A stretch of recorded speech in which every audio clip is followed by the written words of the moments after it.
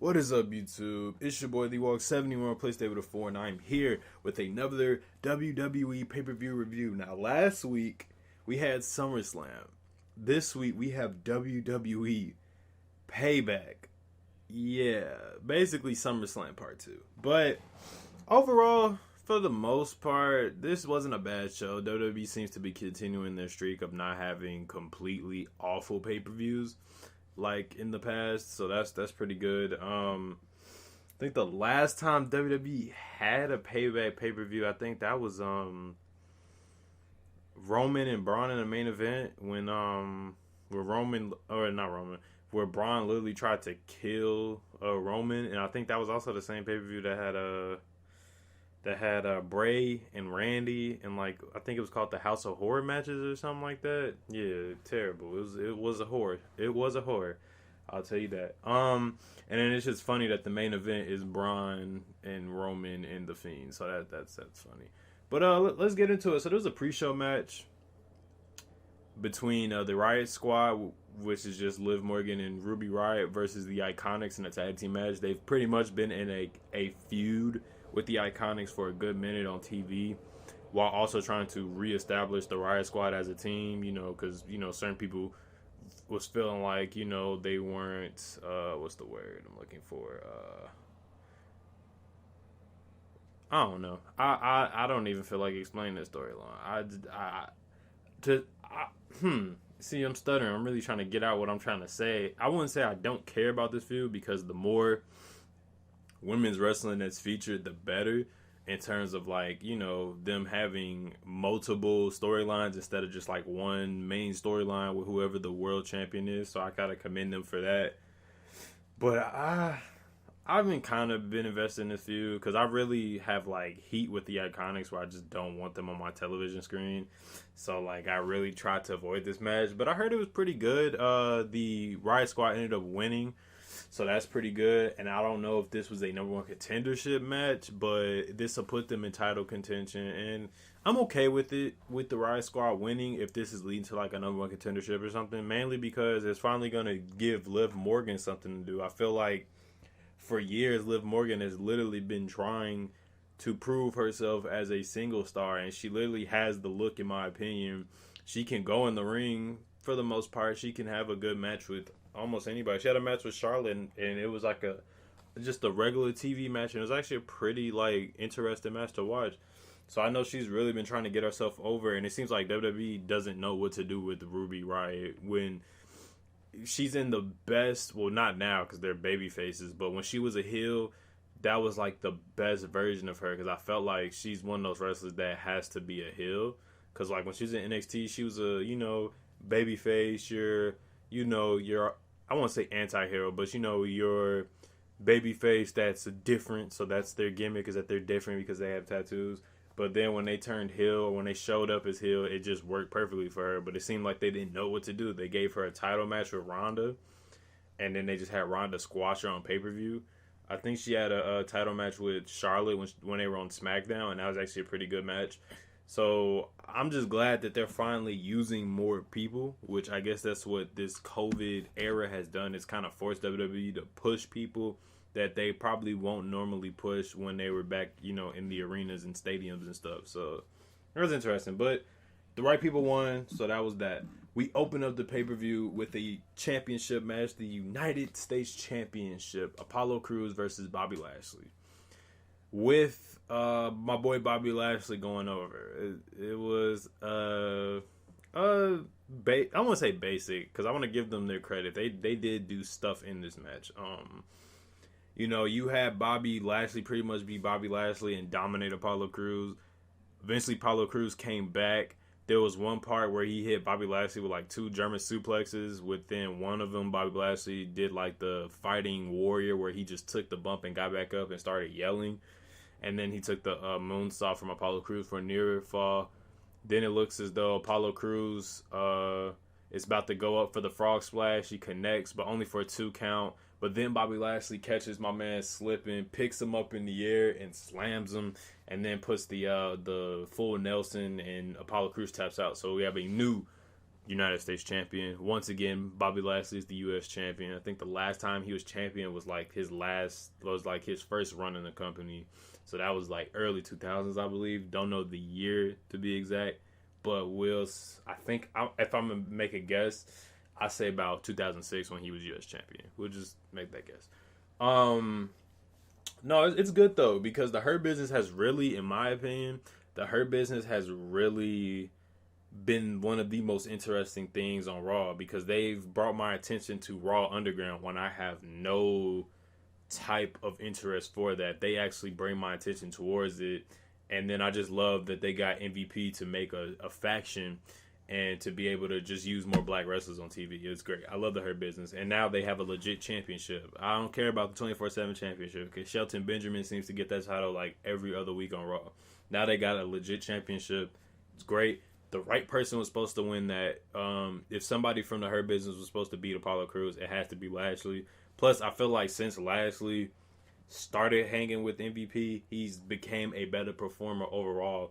Because in my opinion, this is my opinion, I don't feel like Bobby Lashley is great on the mic. In TNA, it worked, but in WWE, it just has not worked. But when he was with Leo Rush, he was amazing. He got the Intercontinental Championship. He had a nice little run. You put him with MVP, he has one of the best championship matches in a good minute for the WWE title with Drew McIntyre, and now he got the US title. So it just completely elevated Bobby once he got with MVP. He got, something to him now. He got away from that Rusev Lana storyline and all of that. So it's just great to see what the Hurt Business does. And it's messed up because after the match, Apollo Crews pretty much just did some, I guess you could say, crybaby stuff, where after he lost the match, he tried to beat up Bobby Lashley. He got out and he's like, I'm going to give him my title back.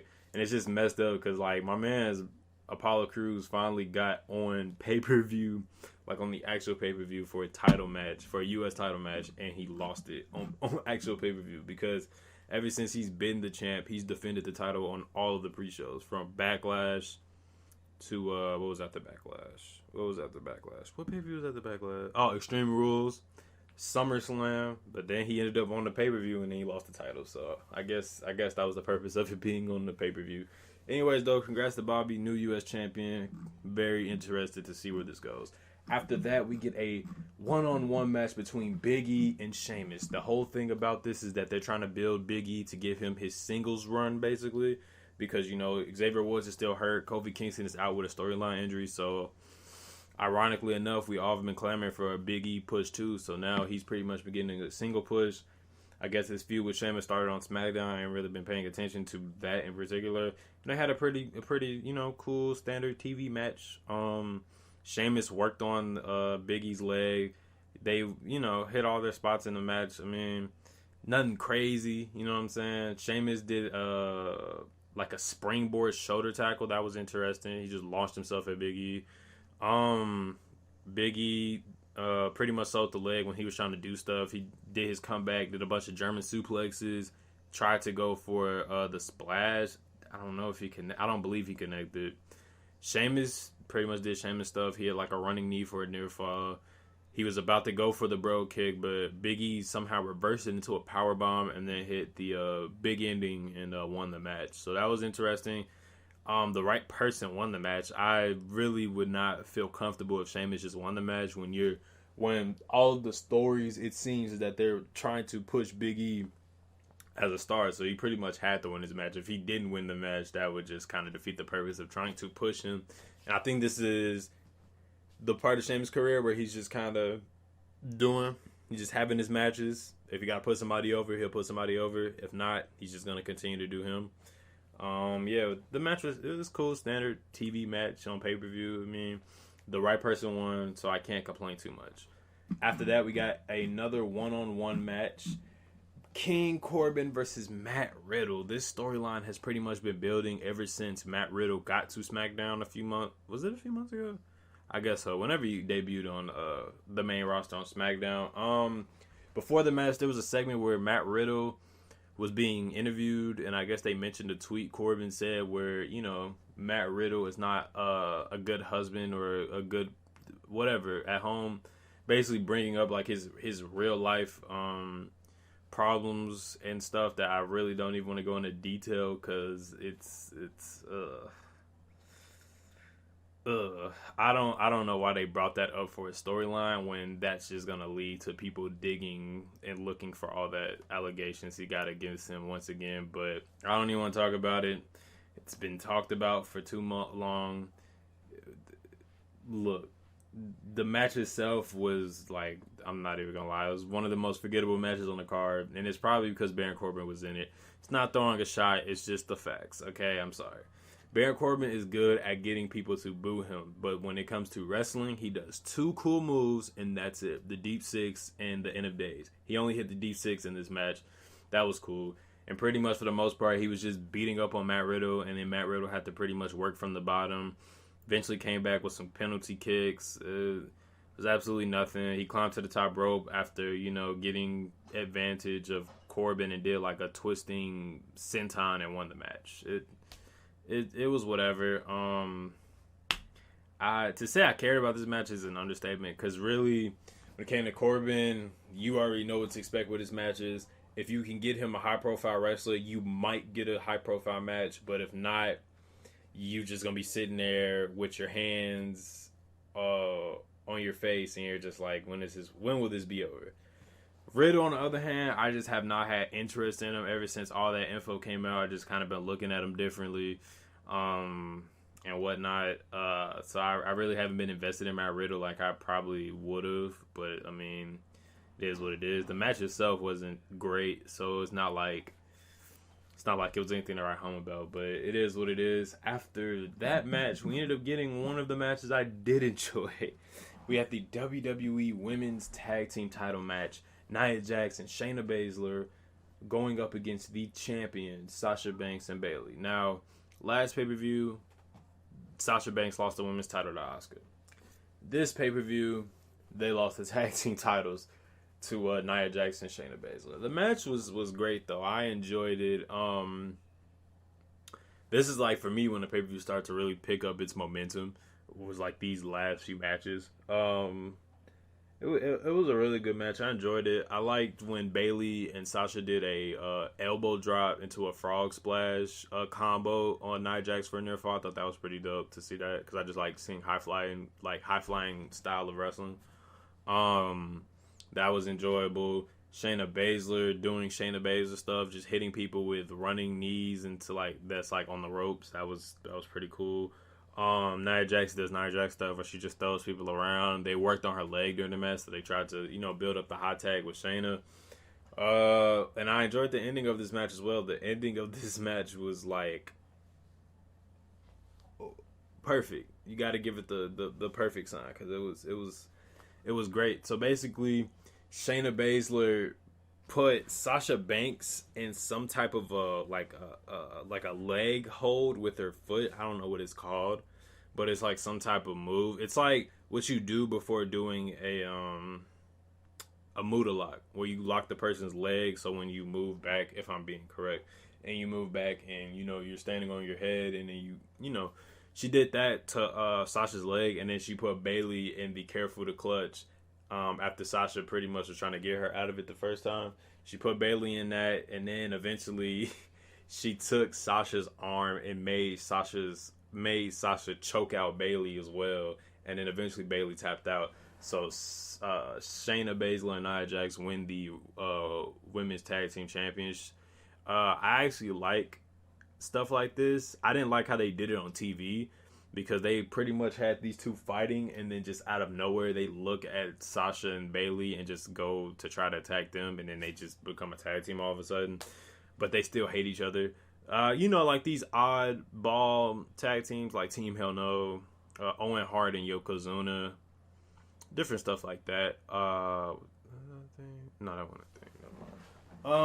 So I like these oddball tag teams where like both of the competitors that's in a team hate each other, but together they do great things. Now I hope this doesn't turn into eventually like a legit tag team and everything. Like I want them to be as oddball as possible. Like they just have to win off of like mistakes or something. Like they push each other into somebody and it just knocks them out or something. Something crazy like that. But like, they can't just be a tag team and then become friends out of this, or unless they're setting up something else which would add definition to the women's tag team division. If they have Shayna Baszler's, like, who were her backups in NXT, it was Marina Shafir and Jessamine Duke. If they become a tag team and they feel like Baszler turned their back on her by winning tag team titles with Nia Jax, and then that becomes a thing, that would be interesting, I guess. But I guess we're just gonna have to wait and see now when it comes to that today on Raw. So should be interesting. Should be very interesting, to say the least. After that, we got a match that I was actually looking forward to talk about, and it wasn't even about the match itself. Keith Lee, the Limitless Keith Lee versus Randy Orton. This match, pretty much the story of it, Lee debuted on Raw against Orton. He's defending Drew McIntyre's honor after Orton hit him with like 2 punt kicks, but then McIntyre gets involved. He ends up getting sent to the hospital because he got hit with a 3rd punt kick. So then it led to this match. Now, before we get to this match, we got to talk about the elephant in the room. Giant elephant in the room. My boy Keith Lee's music and his presentation, but mainly his music. What is that, bro? That music is terrible. Like, it starts off, and people were mad Monday when they heard this. I'm mad because I thought they were going to change the theme song. They get us. They trick us because they keep the beginning part of his theme song, the "For He Is Limitless." They keep all of that. Then some generic Tough Enough Season 2 music comes on, and I'm like, bro, who is this guy? I don't know who you are. That's not Keith Lee. That's somebody else. The music is so garbage. It's like, bro, it's like, I understand why. I understand, but I also understand why they can do better. Because basically, the people that made the theme song was CFO Money Sign, which was a group duo. They used to make all the theme songs. I'm trying to remember the first time, but just think of like a lot of the NXT theme songs and a lot of like theme songs of wrestlers today. Most of them have CFO theme songs. So Aleister Black's theme song is that. AJ Styles' theme song is that. Both of Shinsuke's theme songs is like that. So they ended up breaking away from WWE, and they also split as a group because they sound like a bad publishing deal with their people, to where the publisher gets like 50% and then they keep the other 50%. And WWE doesn't want to deal with that in terms of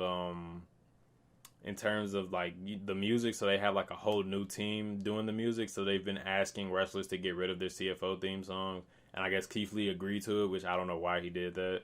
But I guess he doesn't want to piss anybody off on his first day. But man, that theme song is trash, and I don't know why. If you was gonna have them change it, at least have Keith Lee lay down some more lyrics on a new track or something, or at least give the theme song like something better than that. Like, that theme song is bad. Oh my god, like, it's a terrible theme song. Like, I've never heard a theme song that bad in a good minute, except for like Orange Cassidy's theme song. That shit is terrible. But this, oh my god. But then they had Keith Lee come out. He came out just as I'm gonna fuck the name up. You know what? I'm not even gonna say it because I don't even want to butcher it and then have my bad. They had him dressed like Broly. There we go. He was dressed like Broly from Dragon Ball Z. Came out. He has the new gear where he wears this tight tank top vest, and then he has on his regular gear. On Monday, he had on these nasty shorts. But yeah, the match starts. Complete domination. Like, they made a star out of Lee tonight just off of this performance, because he's pretty much was dominating Orton.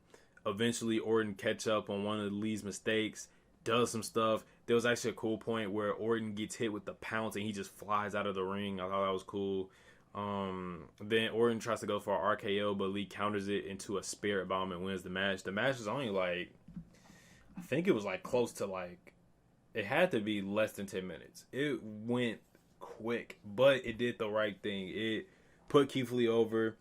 It off of this one alone, beating Randy Orton in 2020, off of that alone is gonna get you somewhere on the card. Hopefully this doesn't lead to, like, what Vince does with every call up, where he's interested for like a month or two, and then after that it's just you move down to the mid card until they find something for you, and they might never find something for you, so you might really just be stuck on the mid card for life. which kind of sucks. So I hope they don't do that with Keith. But yeah, it was pretty cool. Hopefully one day they'll change Keith Lee's theme song to something better, something more ethnic, and not this generic Tough Enough season 1 theme song. This fake Brock Lesnar theme song. Like, please don't do that again. For the love of God, please just change the theme song. But yeah, it was cool. My boy Keith Lee got over. That's all that matters. So after that, we ended up getting a tag team match, pretty much a rematch from Raw.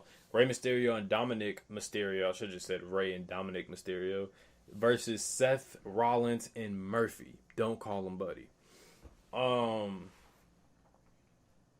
This match was cool. This match was good. It was kind of like a part 2 to the tag team match they had on Raw where Retribution got involved. And speaking of Retribution, they didn't show up on this pay-per-view at all. They didn't even run like what they did for SummerSlam when they ran like a vignette video, just talking about all the stuff that Retribution has done to people in WWE within the past few months. They didn't mention none of Retribution this whole pay-per-view. And if it was very minor. Like, they had no effect. And I would think that if they got involved in this tag team match on Raw, on TV, why didn't they get involved on this pay-per-view match or just get involved in general? The main event, I understand why.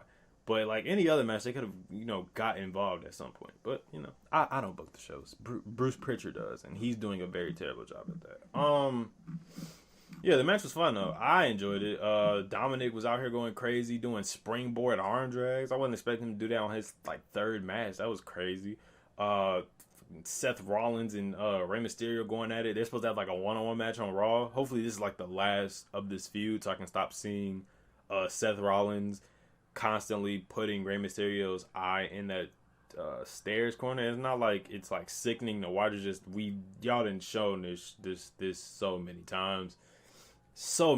It's like, all right, we get it. You can stop. Hopefully this is the end for this storyline.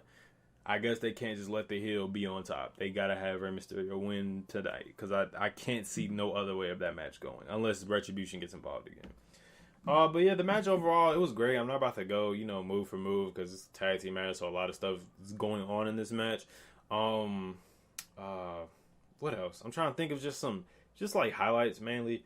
But most of it was, it was a pretty cool tag team match. I definitely would inquire y'all to check it out. Get towards the end of the match. I guess they're going for some type of finish with Seth and Murphy where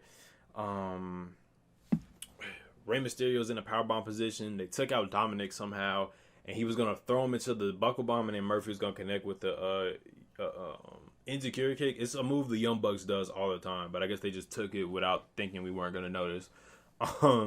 They do that, but Rey Mysterio gets out of it. He basically hurricanrana Seth into the kick to the face, and he gets kicked in the face, ends up in a 619 position. Rey Mysterio hit. Did he hit the? No, I tweaked. I definitely tweaked. Murphy got put in a 619 position. He got hit with the 619. Rey Mysterio went for this sliding cold red into the barricade on Seth Rollins, and then Dominic hit the frog splash on Buddy Murphy. Oh, damn, I said his name. Hit the frog splash on Murphy and won the match. It was a cool, fun match, though. I definitely would inquire y'all to check it out. If you don't want to check anything else out, check at least this match out. It was great for how it turned out. The right people won. It's a perfect kind of, upshift in this feud because, Dominic did, lose at SummerSlam. He got stomped in front of his father. So, it's great to see that they won the match. Pretty good match, though. It was great. So, after that, we get to the main event. No holds barred triple threat match, which I thought that's what triple threat matches were. For the WWE Universal Championship, we got the returning Roman Reigns, who is now aligned with Paul Heyman. So, yeah. Braun Strowman and The Fiend Bray Wyatt. The match starts out with The Fiend doing his entrance, but, when he gets into the ring, Braun Strowman attacks him. They fight. The Fiend hits a Sister Abigail. Braun kicks out. They take the fight to the outside. Roman Reigns has not came out yet. They continue to fight all over the arena. The Fiend brings out the mallet, which I pop for because I love seeing The Fiend's mallet. And he actually used it, which I was very shocked by and he put Braun Strowman through a table. I was not expecting him to use the mallet because every time the mallet comes out, it's never used. So I was glad that he used it on Braun. So then eventually they just take the fight towards the stage once again. Braun switches the momentum. He throws Bray Wyatt into like one of the entrance, like the Minitron panels. Then they fight, and then Braun Strowman gets a running start and shoulder tackles the Fiend through some type of table. And then they take it back to the ring. Braun Strowman takes forever to get onto the top ropes. Once he does, the Fiend hits him with the uppercut, does a superplex off of the top rope. It breaks the ring. The referee took a bump, which I thought was hilarious. And then once both of these men were just standing there dead, Roman Reigns' music hits, and I just started going crazy because, like, it's time. He comes out, Paul Heyman brings out the contract, Roman Reigns signs the contract, and he runs into the ring. He tries to pin the Fiend. The Fiend kicks out at 2. He did it twice. Then he did the same thing to Braun. Braun kicked out at 2.